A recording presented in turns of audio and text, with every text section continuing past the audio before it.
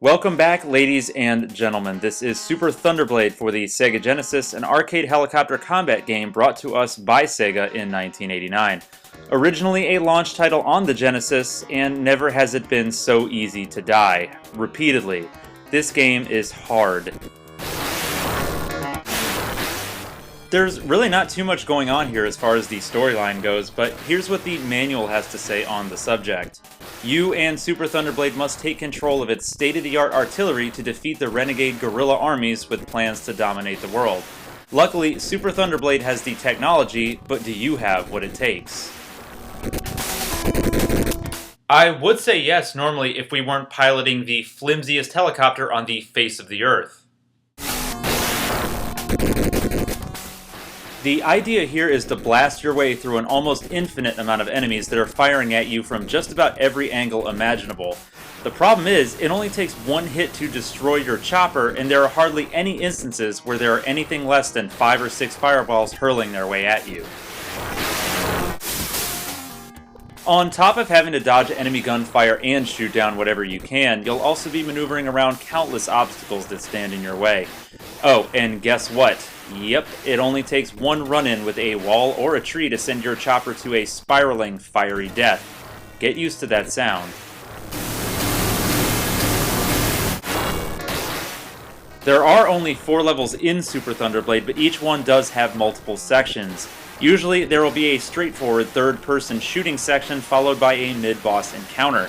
After you take out the mid-boss, you usually just have another regular shooting section that transitions into a top-down shooting bit where you take on the stage boss.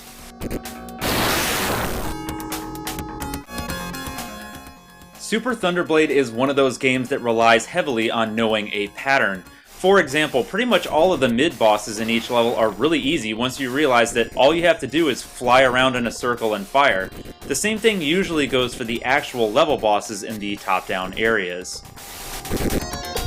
In the top-down areas, all you have to do is keep flying to the left and right, and you'll avoid pretty much all of the enemy's fire. The easy boss patterns are really going to be your only reprieve in this game. The rest of it is frustratingly difficult, and to make matters worse, the second level is, for some reason, the hardest stage in the entire game. In this stage, you have to not only defend yourself from endless enemy fire, but also try to navigate your way through a series of caves without hitting anything on the way. Holy hell. The control scheme in Super Thunderblade is pretty basic and utilizes a simple 3-button setup. Both the A and C buttons are used to shoot your machine guns and missiles and can be shot rapid fire by simply holding either button down while you fly. The B button is used to hover in place, and while I thought for a while that this was almost completely useless, it does come in handy on the top-down sections, where it can be used to move the copter backwards.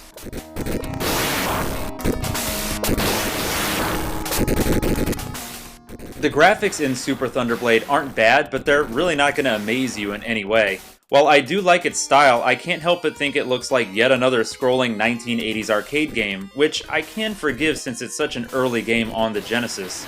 Some of the stage detail is pretty cool, and I especially like the effect of the waves and battleships on the third level, but with only 4 stages, there's really not much to see.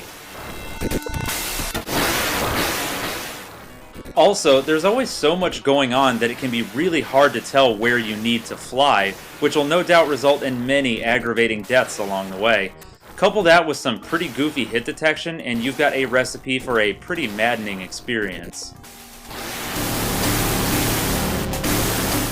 Super Thunderblade is one of those games that requires a ton of practice to even be halfway decent at it. The sound and music in this one is kinda mixed. While I really do enjoy the majority of the music, the sound effects are really loud and can be a bit obnoxious since they kinda mute out a lot of the awesome background music. My favorite bit of music is definitely the rockin' song in the top-down sections.